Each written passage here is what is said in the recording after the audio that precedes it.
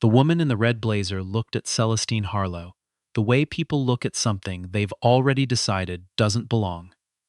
It was a Tuesday evening in late October, and the Harrington Club's annual technology gala was in full swing on the 42nd floor of the Meridian Tower in downtown Chicago. The room smelled of cedar and champagne and the particular kind of money that announces itself without saying a word. Chandeliers threw warm gold light across 200 people who had spent their careers learning exactly how to stand in rooms like this one. Shoulders back, glasses raised, laughter timed just right. Celestine had arrived alone, as she always did at events like this. She was 43 years old, 5'6" in flat shoes, wearing a slate gray dress she had bought off the rack at a department store in O'Hare 3 years ago, and never replaced because she genuinely did not think about clothes the way other people in this room thought about clothes. Her hair was natural, pulled back softly. She wore no jewelry except her mother's thin gold chain, which she had worn every day since the funeral in 2019. She did not look like what she was. She had spent most of her adult life making peace with that fact. She was standing near the bar, waiting for sparkling water, when the woman in the red blazer appeared at her elbow. Her name was Pamela Whitcroft, 57, silver-haired, the kind of thin that comes from discipline rather than circumstance. She was the wife of Douglas Whitcroft, who ran Whitcroft Capital Partners, a private equity firm that had spent the last 18 months quietly positioning itself for a merger with a mid-sized logistics tech company. The merger required outside investment. The investment, as of 6 weeks ago, had been secured, or so Douglas believed, through a preliminary agreement with North Star Ventures. Pamela Whitcroft did not know any of this about Celestine Harlow. What she knew was that Celestine was standing near the bar in a department store dress and flat shoes and natural hair, and that did not fit the picture Pamela carried in her head of who was supposed to be here tonight. "Excuse me," Pamela said, not unkindly, or rather, with the specific brand of not unkindness that is actually its own kind of cruelty. "Are you with the catering staff? Because the service entrance is actually around the back, on Wabash. They'll get you sorted out." Celestine looked at her. She had heard variations of this sentence for 30 years, in boardrooms, in airports, in the lobbies of buildings she owned stock in. She knew exactly what it was and what it was not. It was not a mistake. It was an assumption that had been made and dressed up as helpfulness, so that the person making it could feel generous rather than small. "I'm not with the catering staff," Celestine said. Her voice was even. It was always even. Pamela's expression shifted, not into embarrassment, which would have required a certain kind of self-awareness, but into the particular irritation of someone who has been inconvenienced by a misunderstanding that she did not believe was her fault. "Well, the tickets for this event are invitation only," she said. "And I don't believe we've met. Are you a +1? "I'm not a +1. "Then who are you with?" Celestine picked up her sparkling water from the bartender, who was pretending very hard to be invisible.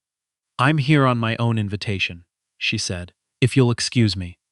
She turned to walk away. That was when Pamela Whitcroft reached out and closed her fingers around Celestine's wrist. It was a brief grip. 4 seconds, maybe 5, not violent, not even particularly forceful. But it was a hand closing around another woman's body without permission, in a room full of people, because Pamela Whitcroft had decided that the ordinary social contract did not fully apply here, that she had the right to stop this woman and make her answer for her presence. Celestine went very still. Several people nearby noticed. A man in a navy suit turned his head and then turned it back. A woman in emerald earrings glanced over, and then found something fascinating about her champagne flute. Nobody moved. Nobody said anything. The string quartet in the far corner was playing something from Vivaldi, and the music covered everything beautifully, which was perhaps the point of string quartets in rooms like this. Celestine looked down at the hand on her wrist. Then she looked at Pamela Whitcroft's face. "You need to let go of my arm," she said quietly. Pamela released her, but she didn't step back. "I'm simply trying to understand who authorized your attendance tonight, because this event, I authorized it, said a voice behind them. They both turned. A man in his 60s with close-cropped white hair and the kind of face that belongs on the covers of business magazines was walking toward them with a champagne glass in one hand and an expression of measured alarm on his face. His name was Charles Oduya, and he was the president of the Harrington Club's Technology Foundation, and he had personally called Celestine 3 weeks ago to ask if she would be the keynote speaker for the evening. Pamela, he said. This is Celestine Harlow. Pamela Whitcroft blinked. Celestine is the founder and CEO of Harlow Systems, Charles continued. She'll be speaking in about 40 minutes. Her firm manages roughly $11 billion in enterprise AI infrastructure across North America and Europe. He paused. She's also on our board. The silence that followed lasted perhaps 3 seconds. It felt considerably longer. Oh, Pamela said. And then, I had no idea. I sincerely apologize, Miss Harlow. I simply thought. I know what you thought, Celestine said. Her voice had not changed. It was still even, still quiet. Enjoy your evening. She walked away toward the window that overlooked the Chicago River, which was dark and silver, below the city lights, and she stood there for a moment with her sparkling water and thought about her mother. Her mother's name had been Dorothy. She had worked 2 jobs for most of Celestine's childhood: a cleaning service during the day, a hospital cafeteria on weekend evenings, and she had sat across from Celestine at their kitchen table in their apartment in Englewood and told her, more than once, that the world would show her its worst face sometimes, and the job was not to become that face back. The job was to know your own worth so completely that other people's failure to see it became their problem, not yours. Dorothy Harlow had died of a stroke at 61, 18 months before Harlow Systems went public at a valuation that briefly crashed the servers of the financial news networks trying to cover it. Celestine stood at the window and thought, Mom, you would have laughed. She was not laughing. But she was not crying either. She was thinking. Douglas Whitcroft found her 20 minutes later near the appetizer table, where she was eating a piece of bruschetta and reviewing notes on her phone for the keynote. He was a compact man with careful eyes and the slightly forward posture of someone who spent most of his life leaning across conference tables. He was 61. He had built Whitcroft Capital from a 2-person office in Naperville into a firm that managed close to $4 billion in assets. He was proud of this, and he should have been. It was genuinely impressive work. It was also, at this particular moment in the firm's history, not quite enough. The logistics tech merger he was pursuing had a gap in it. A capital gap. $48 million, to be precise, that needed to come from somewhere before the deal could close by the end of Q1. He had a preliminary handshake agreement from a venture contact he'd known for 15 years, but the formal paperwork had not been signed, and in the world Douglas inhabited, unsigned paperwork was a door that could close. He knew Celestine Harlow by reputation. He had known for 3 weeks that she would be at this event tonight. He had planned, quietly, to approach her, because Harlow Systems had a strategic investment arm, and because the logistics tech space was exactly the kind of sector it had been moving into, and because Celestine Harlow had a reputation for making fast decisions when the numbers were right. He had not planned for tonight to go the way it had gone. Miss, he said, I'm Douglas Whitcroft. I believe you may have met my wife earlier this evening, and I want to. I'm aware of who you are, Mr. Whitcroft, Celestine said. She had put her phone away. She was looking at him with an expression that was not unfriendly and not warm. It was the expression of someone who is paying close attention and letting you know it. What happened earlier tonight was completely unacceptable, Douglas said. I want to apologize on behalf of my family. Pamela had no right to. She didn't, Celestine agreed. And I want you to know that her views. Mr. Whitcroft, Celestine picked up another piece of bruschetta. I've had 30 years of conversations exactly like the one your wife started tonight. I'm not interested in your apology for her. If she has one, she knows where to find me. She looked at him steadily. Is there something else you wanted to discuss? Douglas had the grace to look uncomfortable. He cleared his throat. I had actually hoped to speak with you tonight about a potential investment opportunity, he said. Whitcroft Capital is in the final stages of a merger with Alder Logistics, Celestine said. I know. I've been watching that deal for about 8 months. Douglas blinked. Then you're familiar with the capital structure. I am. She paused. I'm also familiar with the fact that your Q3 filing showed a 22% increase in your firm's own debt load, which makes the timing of this merger interesting. And I'm familiar with the fact that your handshake agreement with Marty Brewer at Summit Ventures is not a signed term sheet. The color left Douglas Whitcroft's face in a way that was almost interesting to watch. Marty called me last week, Celestine said very simply. He was asking around. He does that when he's not sure a deal is as solid as the other party believes it is. She let that sit for a moment. How long before you need the capital to close? End of Q1, Douglas said. His voice was careful now, different from before. That's tight, she said, especially with the debt situation. We have options. You have one option, Celestine said, not unkindly, which is why you came over here tonight. He didn't deny it. She respected that. I'll be straightforward with you, she said. Harlow Systems has been looking at the logistics tech space since February. The Alder deal has interesting bones. If the numbers are what I think they are and the integration plan is sound, this could be something we'd consider. She picked up her sparkling water. My team will reach out to your CFO next week to request the data room access. If what we see matches what I expect, we'll move quickly. Douglas exhaled. Something in his shoulders softened. I appreciate that, Miss Harlow. Don't thank me yet, she said. Due diligence is due diligence. She looked at him with the same level, clear attention she'd given him throughout the conversation. And Mr. Whitcroft, the apology I mentioned? I meant it. If your wife has something to say, she can say it herself. An apology delivered by proxy isn't really an apology. She picked up her notes and walked toward the stage, where Charles Oduya was gesturing quietly that it was almost time. Douglas Whitcroft stood at the appetizer table and watched her go. The keynote lasted 38 minutes. Celestine did not use slides. She talked about the first company she had ever built, which was not Harlow Systems. It was a small data processing firm. She had started at 26 in a studio apartment in Evanston. With $12,000 she had saved over 3 years working tech support at a hospital.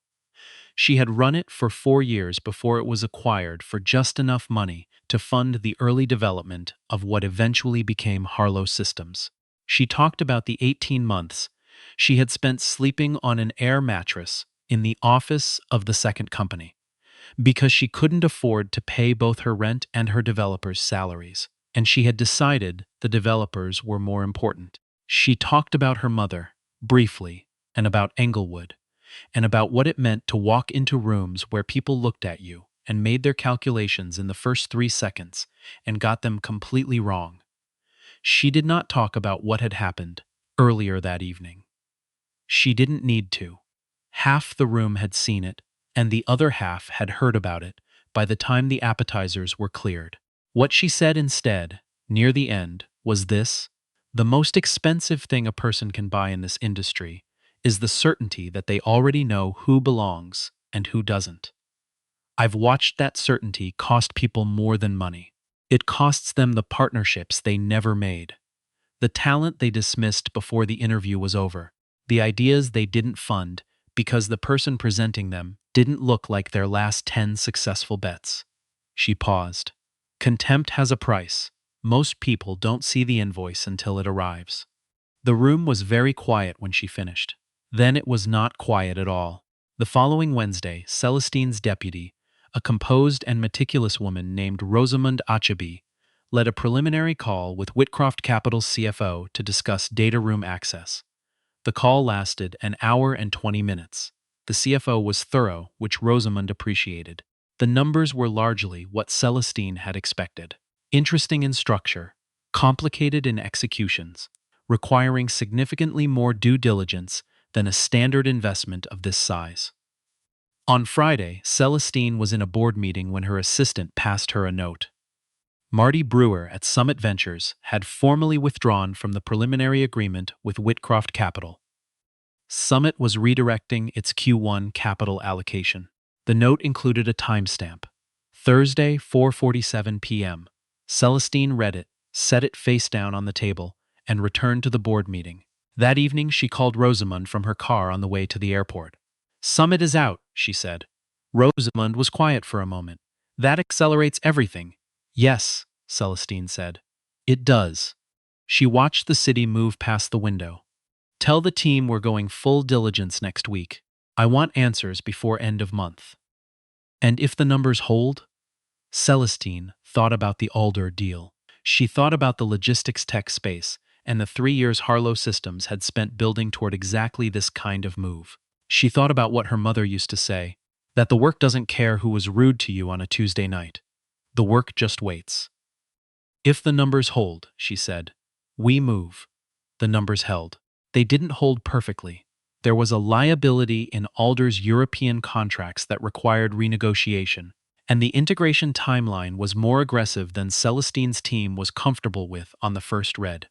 Her head of M&A, a quiet and relentless man named Gregory Tatum, spent 11 days inside the Whitcroft data room and came out with 26 pages of notes and a recommendation that was, on balance, cautiously positive. "It's a good deal," Gregory told her, "with modifications." "What modifications?"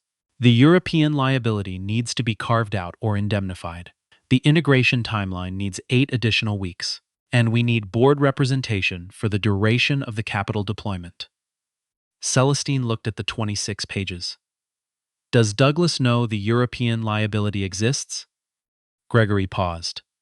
"He knows it exists. I don't think he fully understands the exposure." "All right," she said. "Let's have a conversation." The conversation happened on a Thursday morning in Harlow Systems' Chicago office. A clean, spare room on the 30th floor with floor-to-ceiling windows, and a long table that had been chosen because it was the kind of table where serious work got done, not the kind where people performed seriousness at each other. Douglas Whitcroft came with his CFO and his general counsel. Celestine sat across from them with Gregory and Rosamund and the firm's outside legal team. It was a hard conversation in the way that honest conversations about complicated numbers are always hard. Douglas's general counsel pushed back on the European indemnification request. Gregory walked them through the exposure, calmly and in detail, until the general counsel stopped pushing back.